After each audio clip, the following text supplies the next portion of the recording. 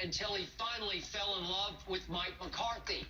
So, Shannon, I don't think they'll drop quite as many balls next year because I do think Mike McCarthy's a little tougher coach than Jason Garrett ever thought about being.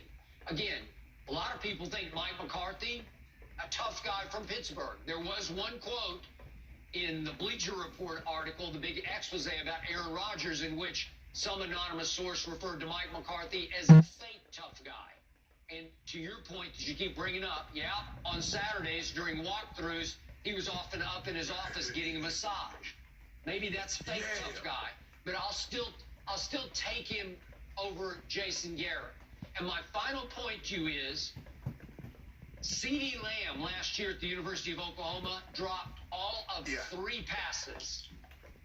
He will drop no more than 3 this coming year with the Cowboys because he is a baller. And I believe that will start rubbing off on everybody, starting with Michael Gallup, who, according to The Athletic stats, he led the league in drops last year with 13. That can't fly, man.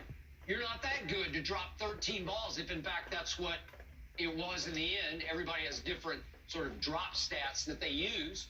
But even Zeke, was his mind all there after he got his money? Zeke dropped 6 passes last year. He dropped 5 in his first 3 years. Mental focus. No fear of head coach. Mind not always in the game and on the game. I'm sorry, that's what it was. Jason Garrett. No, you talk about Jimmy because you had one mind, you had one voice emanating from the locker room. You see, you have 2 voices now, Jason Garrett and you have Jerry Jones.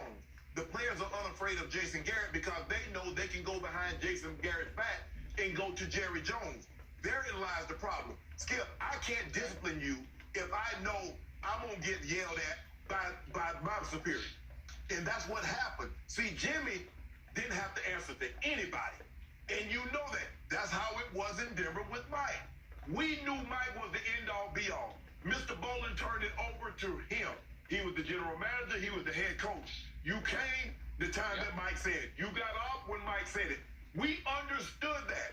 But Jerry didn't want that. Jerry wanted to have a voice.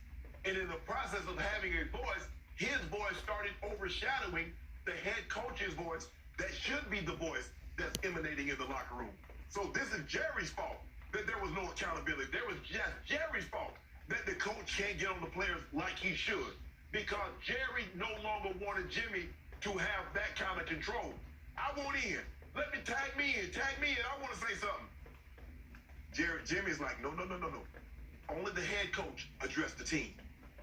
Jerry wasn't addressing no team like he doing now. He in the locker room. He leading the prayer. He say, good job, guys, at the end of the day. Okay, there were occasions that Mr. Bolin, there were occasions that Art Modell might say something, but that was few and far between.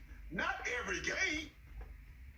Therein lies your problem, Skip Bayless. The question I have for you, is he going to let Mike McCarthy coach and let Mike run the show, or is he want to overshadow it, or does he want to be the face of the Cowboys?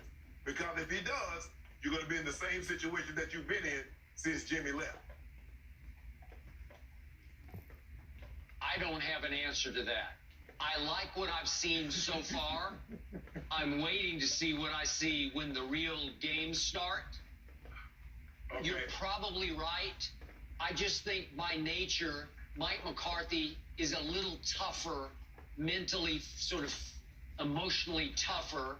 He's more of a driving football coach than Jason Garrett was. Jason was pure players coach. Jason was